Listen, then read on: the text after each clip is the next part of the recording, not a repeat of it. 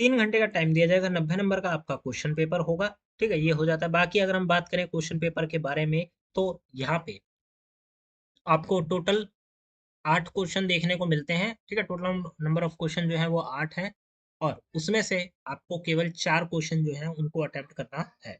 ठीक है, attempt any 4 question, और सभी क्वेश्चन के जो नंबर हैं वो आपको सेम नंबर देखने को मिलेंगे। कोई भी क्वेश्चन कम या ज्यादा नंबर का आपको देखने को नहीं मिलेगा। पहला क्वेश्चन हमारा यहाँ पे बनता है, आरंभिक भारत के इतिहास लेखन में सहायक विभिन्न स्रोतों की चर्चा कीजिए। ठीक है, भारत का जो स्टार्टिंग का टाइम था, मतलब अर्ली इंडियन हिस्ट्री जो है, अगर हम उसके बारे में पढ़ते हैं, हम उसका इतिहास लिखने की कोशिश करते हैं, तो कौन कौन से स्रोत या फिर सोर्सेस है जो कि हमारी हेल्प करते हैं इस काम में, वो आपको बताने हैं। जैसे कि भाई, अगर हम स्रोतों स्रोतों की बात करें, तो अशोक के अभिलेख हो गए। ठीक है, उसके साथ साथ किसी और राज्य के द्वारा बनाए गए अभिलेख, ताम्रपत्र, मूर्तियां, सिक्के। ठीक है, हीरे जवाहरात, जो भी चीजें मिली है, या फिर आर्कोलॉजिकल साइट्स, ये हमारी किस तरह से मदद करते हैं, ये सारी चीजें आपको यहाँ पे बतानी।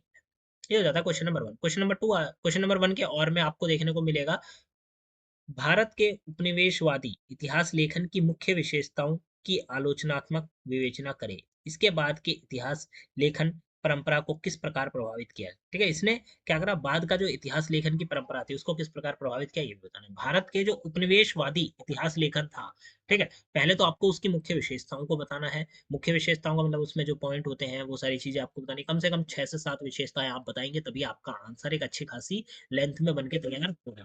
ठीक है, तो आपने बता दी मुख्य विशेषताएं। उसके बाद उसी आंसर के अंतर्गत आपको एक्सप्लेन करते हुए चलना है कि इसने बाद के समय में जो लेखन परंपरा थी, इतिहास लेखन की जो एक पर्टिकुलर परंपरा चली आ रही थी, उसको किस प्रकार से प्रभावित किया, ये आपको यहाँ पे बताना है। ठीक है, ये हो जाता है आपका क्वेश्चन नंबर 1। क्वेश्चन नंबर 2 आता है, जिसमें पूछा गया है कि प्रक इतिहास को परिभाषित करें। ठीक है, मतलब डिफाइन प्री हिस्ट्री। जो प्री हिस्ट्री है वो आपको यहाँ पे डिफाइन करनी है। भारतीय उपमहाद्वीप में पूरा पाषाण काल के दौरान सांस्कृतिक विकास का परीक्षण करें। ठीक है, भारत का जो उपमहाद्वीप है उसमें पूरा पाषाण काल का जो टाइमलाइन था, यहाँ पे टाइमलाइन बात हो रही है पूरा पाषाण काल की, तो इस दौरान जो सांस्कृतिक विकास हुआ था, संस्कृति का जो विकास हुआ था, ठीक है, उसके ऊपर आपको परीक्षण करना है, मतलब वो संस्कृति के विकास के बारे में आपको यहाँ पे उसे बताना है। ठीक है, तो ये हो जाता है आपका क्वेश्चन नंबर 2। आगे चलते हैं। ये- यहाँ पे आता है आपका क्वेश्चन नंबर 3, जिसमें आपसे पूछा गया है, भारतीय उपमहाद्वीप में नवपाषाण संस्कृतियों की क्षेत्रीय वितरण तथा जीविका पद्धति का मूल्यांकन करें। भारतीय उपमहाद्वीप में जो नवपाषाण संस्कृति है, मतलब थी, ठीक है, तो उस संस्कृति की जो क्षेत्रीय वितरण है, मतलब क्षेत्रों में अलग अलग बटी हुई थी संस्कृति। ऐसा नहीं है ना कि होता है ना कि एक क्षेत्र में एक संस्कृति है, दूसरे क्षेत्र में चेंज अलग संस्कृति है। तो उस प्रकार से कि भाई संस्कृतियों का जो क्षेत्रीय वितरण था वो, और उसकी जो जैविक पद्धति थी वो, इन दोनों चीजों का आपको मूल्यांकन करना है। क्वेश्चन नंबर 3 अथवा के ऑप्शन के साथ देखने को मिलता है, तो यहाँ पे पूछा गया है अथवा में, भारतीय उपमहाद्वीप में ताम्रपाषाण संस्कृतियों के क्षेत्रीय वितरण, बसावटों मतलब बस्ती प्रणाली तथा उनके महत्व के ऊपर चर्चा करनी है। ठीक है, यहाँ पे टाइमलाइन अलग है, क्वेश्चन सेम ही है। यहाँ पे नवपाषाण की बात करी गई है, यहाँ पे ताम्रपाषाण की बात करी गई है। ठीक है, और क्वेश्चन क्या है कि भाई ताम्रपाषाण संस्कृतियों के क्षेत्रीय वितरण के बारे में बताना है, बसावटों मतलब बस्ती प्रणाली के बारे में बताना है, किस प्रकार से बस्तियां बसाई गई थी, किस प्रकार से थी। ठीक है, और उनके महत्व को आपको यहाँ पे बताना है। तो ये हो जाता है क्वेश्चन नंबर 3। क्वेश्चन नंबर 4 आता है, जिसमें आपसे पूछा गया हड़प्पा सभ्यता की उत्पत्ति के सिद्धांत और उनके क्रमिक विकास की प्रक्रियाओं का आलोचनात्मक परीक्षण करें। जो हड़प्पा सभ्यता थी तो उसकी उत्पत्ति के जो सिद्धांत है उनके बारे में, और उसके साथ साथ उसके जो क्रमिक विकास था, मतलब एक होता है ना कि टाइमलाइन में विकास हुआ था, जो प्रोसेस थी वो भी आपको यहाँ पे बतानी है। क्वेश्चन नंबर 5 आता है, जिसमें पूछा गया है, तकनीकी विकास पर जोर देते हुए हड़प्पाई अर्थव्यवस्था के विभिन्न पहलुओं का परीक्षण करें। ठीक है, टेक्निकली चीजों पे आपको ज्यादा से ज्यादा क्या देना है, टेक्निकली चीजों पर जोर देना है, और हड़प्पा की अर्थव्यवस्था जो थी उसके अलग अलग पहलुओं को आपको यहाँ पे बताना है कि वहाँ पे टेक्निकली चीजें किस प्रकार से काम करती थी ये। ठीक है, तो ये हो जाता है आपका क्वेश्चन नंबर 5। तो हम चलते हैं आगे की तरफ।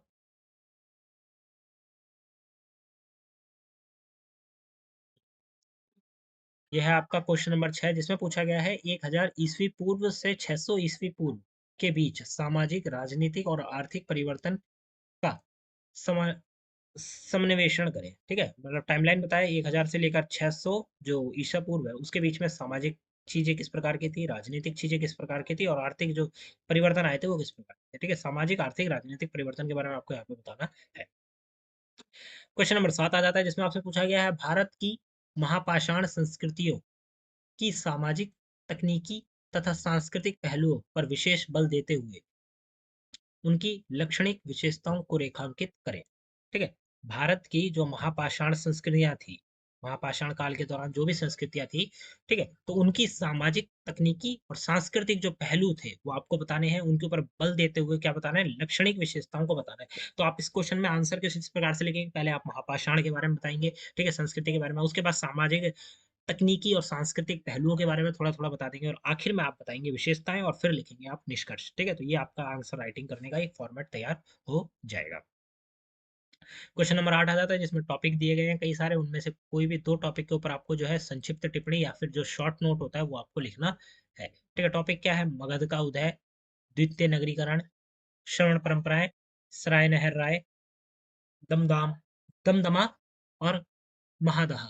ठीक है? तो ये 4 टॉपिक है, कोई भी 2 टॉपिक आप उठा सकते हैं और इन्हीं में से आंसर आपको बना के लिखने हैं इन टॉपिक्स के अराउंड। अब बात करें क्वेश्चन पेपर की, क्यों इंपॉर्टेंट है, क्योंकि प्रीवियस ईयर का क्वेश्चन पेपर है, तो चांसेस एसवाल में यही होते हैं कि प्रीवियस ईयर के जो क्वेश्चंस आते हैं उन्हें ही रिपीटेड करके आपको अलग लैंग्वेज के साथ, मतलब थोड़ी बहुत अलग लैंग्वेज के साथ आपके क्वेश्चन पेपर में प्रोवाइड करवा दिया जाता है। तो इसके लिए आपको इस क्वेश्चन पेपर को अच्छे से प्रिपेयर करना है। ठीक है, जितने क्वेश्चन मैंने आपको बताया 8 क्वेश्चन, और अथवा में आपको 2 एक्स्ट्रा क्वेश्चन देखने को मिल जाते हैं, तो ये 8 से 10 क्वेश्चन जो है इनको अच्छे से प्रिपेयर करिए। इनके आंसर का जो फॉर्मेट होता है वो, आंसर के जो पॉइंट होते हैं वो, ये दोनों चीज़ें आप कवर अप करके जाइए। और अगर आपके एग्जाम में डायरेक्ट कोई क्वेश्चन पूछा जाता है या फिर हल्की-फुल्की लैंग्वेज के अलग से भी पूछा जाता है चेंज करके, तो भी आप आंसर बना के लिख पाएँगे। ठीक है? तो यहाँ पे आपका क्वेश्चन पेपर कंप्लीट होता है। साथ के साथ डिस्क्रिप्शन बॉक्स में दिए गए लिंक से आप हमारे ऐप को डाउनलोड कर सकते हैं, हमारे साथ इंस्टाग्राम पे और हमारे साथ टेलीग्राम पे जुड़ सकते हैं, जहाँ पे आपको नोट्स प्रोवाइड करवा दिए जाएंगे ऐप के थ्रू, और वीडियो की अपडेट्स आपको टेलीग्राम के हमारे चैनल पर मिल जाएंगी। और हमारे चैनल को सब्सक्राइब करना मत भूलिएगा। मिलते हैं अगली वीडियो में। Thanks for visiting on my channel guys.